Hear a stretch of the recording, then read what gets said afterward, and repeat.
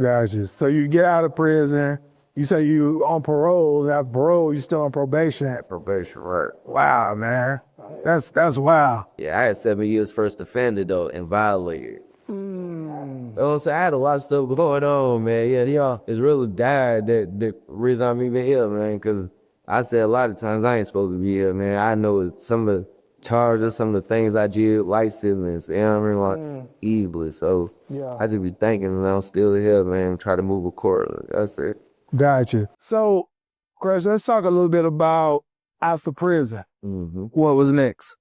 All right, so yeah, that's 2012. I got out of prison. I mean, I was going through the jail system from 9 to 12 or whatever. On the 12, I got out, not knowing what I was going to do with life, not knowing where I was going. My parents was going through a divorce at the time. You know what I mean? So they was getting rid of the house I grew up in and stuff like that. So yeah, I was lost. Didn't know I was coming or going back. You know what I mean? But 2012 was a trying year for me. Yeah. I mean, I got out of prison. I went straight back to the trap.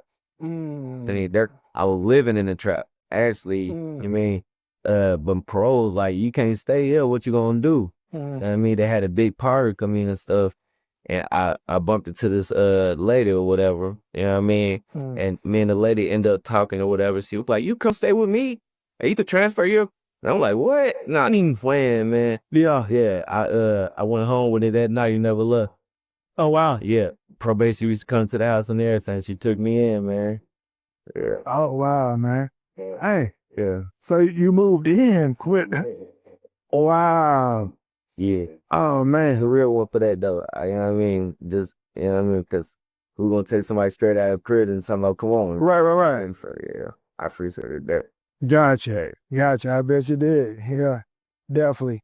So around this time is when as well you got back into doing music or Hey, so basically, just say what happened was she said I could move in, but when she said I could move in, I didn't know how big her house was. You know what I'm saying? So not only did she say I could move in, she was like, "Yeah, come check my house out." She's showing me the house and stuff, and she was like, "You know what? This whole downstairs. What do you think about this?" I'm like, "It's not good. I got a bedroom over there." You know. She was like, "Yo, what about your studio?" I'm like, "What's studio? Oh, you got." Yeah, so I got to thinking and stuff. I'm like, yeah, this could be a nice little studio spot. So now I'm getting computers and stuff. I call my uncle Lorenzo, like, hey man, can you come build me a booth in this studio? Pull up and build me a nice soundproof booth in the studio and stuff. Yeah. That's when it began, when I started dropping songs, and yeah, that's when the whole Krush Banks started right there, man. Where does Krush Banks come from, by the way? The name. So I mean, in the beginning I was King Baby, and I still am King Baby. You know? Where did that come from? King Baby is a name from the streets, from my neighborhood that I grew up in and stuff. Gotcha. They used to play Baby King, because I always act like I'm in charge or whatever, but I was always the smallest person or whatever. I did a lot of teen stuff. I was always, so, I was just play on word, but it was King Baby at the end of the day, you know what I mean? By the time 2012 come and stuff like that, the woman I was with, she was like, you need to make this something for real. You should brand it and, turn into who you really are. King Baby was already like a jury line or something like that. It was already being branded. So just played off the KB of King Baby and came up with Krush Banks. And from now, I said, ain't enough for grand and have to really make this Krush Banks a brand. You know what I mean? So, King Baby was more the street thing, and Krush Banks was more of a brand. You know? Gotcha. Okay. All right. So the content of your music, Krush, we listen to some of your music, of course, at the beginning of this podcast. So how do you go about coming up with the ideas for your music and what you want to actually speak on in your music? Do you write, by the way? Because I know we're in a different era now. Do you even write your music? Do you come off the top of your head? I know AI is big now. I'm not saying use AI, but like what is your process in terms of coming up with your reference? All right, so it has switched over the years, because I was to sit down and hear the beat a couple times and write my words out. It has changed. Like I said, I do more of the letting the beat tell me what to say. Yeah, I mean, I hear the beat a couple times, and then when I get alone, I hear it again where it ain't nobody else around, just me and the beat. Yeah? And then by the time I get in front of the computer, I just hit record and go. You know what I mean? I don't write it. I don't come up with the words. I just record it, whatever the beat's saying. So I don't know nothing it's not a thought process for it. Kind of from the heart to the head, out the mouth type thing. Yeah. Gotcha. I don't write it. Oh, back. Go in and say something. Straight out to the head. Top of the head. Gotcha. Man, and that really been every talent for a long time. You know what I mean? Yeah. Yeah. It's hard to write. Not hard to even write it. Why is it? It's not authentic. It's not real. You thought about it. Saying it ain't come straight. It's not like, it's not fluent. It's not flowing. Yeah. Saying it's thought, it's wrote. And I don't know, no Krush, man. We wrote coming up, though. yeah, I did, but you know, but I hear what you're saying, though. Well, I hear. the process didn't feel real. Okay. It felt fake because I'm thinking about what to give you guys. That are giving guide whatever come to my mind. You know what I'm saying? And from there, I could just flow it out. You know what I mean? Do you do a lot of punch-ins, though, or you're a one-take, what they call one-take junk? See, I start off with a verse. Yeah. So I could say I kind of one take, and I'll come back in and I can't give monologues. You don't want to come out and super Like I start my songs off usually with a verse unless I got somebody else on the song with me. Then I kind of put the hook first. But usually all my songs start with a verse, and it's the verse how I feel, what's on my mind, what I want to say. You know what I mean? Gotcha. Come straight out. Okay. Yeah, I do all the policy and stuff like that. All right. Gotcha.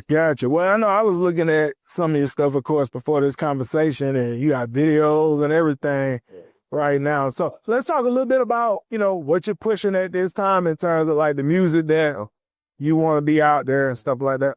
Well, I did drop the project. The last recent project I just dropped is called 17. And I called it 17 because 17 was a big point in my life. You know what I mean? So, like I said, 17, I wasn't staying at home. I graduated. You know what I mean? I was becoming the man or thinking about the man that I wanted to become at 17. You know what I'm saying? Yeah. I knew I didn't want to be a failure. No, I didn't want to be a junkie, a drug dealer, or none of that. So 17 was kind of like, I feel like at this age that I am or where I'm at in life right now, it's kind of like that 17. You know what I mean? It's like, you better and greater than what anybody think about you. You know what I mean? It's kind of what I feel right now.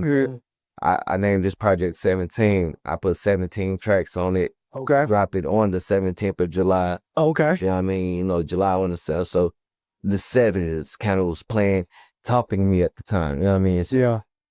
This project called 17 different kind of songs you could catch 17 different vibes from. You know what I mean? What kind of vibes?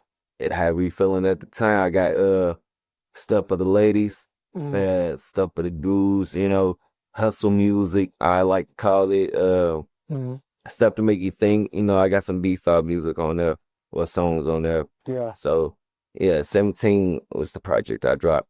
The single off of that project 17 is My Block Bounce. I got artist named B. Smear featured on there and stuff. He's music from Riverdale. Gotcha. From my neighborhood. So, it's one of my bros, as we call it, you know what I mean? Yeah. Hello, this is G Bass, Rise of the 1%, Rise Media. We on this Saturday evening about to get ready to knock out some podcast episodes with some individuals here in the city of Atlanta making some big moves. You can see here, look, this is how it goes down. Here when our guests come and sit down with myself, G Bass, other Rise of the 1% of Rise Media, to have that conversation, to share the story, share the journey, share what you got going on. So listen, everybody got a story, everybody got a journey, and then you got some things going on, then you definitely can get with us and see if it'll be a fit to be on the Rise of 1% podcast and actually have that discussion with myself. It's going to be a link to a form for you to fill out. You said www.theriseofthe1%.com/pod-form. Again, www.theriseofthe1%.com/pod-form. It's going to be in this video. You can fill that out, and we can see if there'll be a fit for you to come on and have that conversation with myself.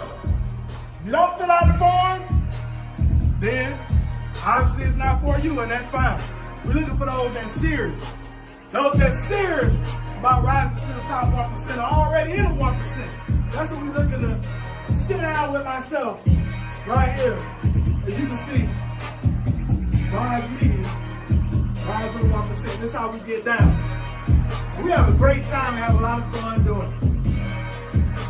So once again, if you're serious, make sure you fill out the form. We'll look over the form, see if it's a fit. If it's a fit, we'll reach out. If not, we won't reach out. We'll just continue to move forward. But with that said, this is G Bass. See you soon. Have a great one on purpose.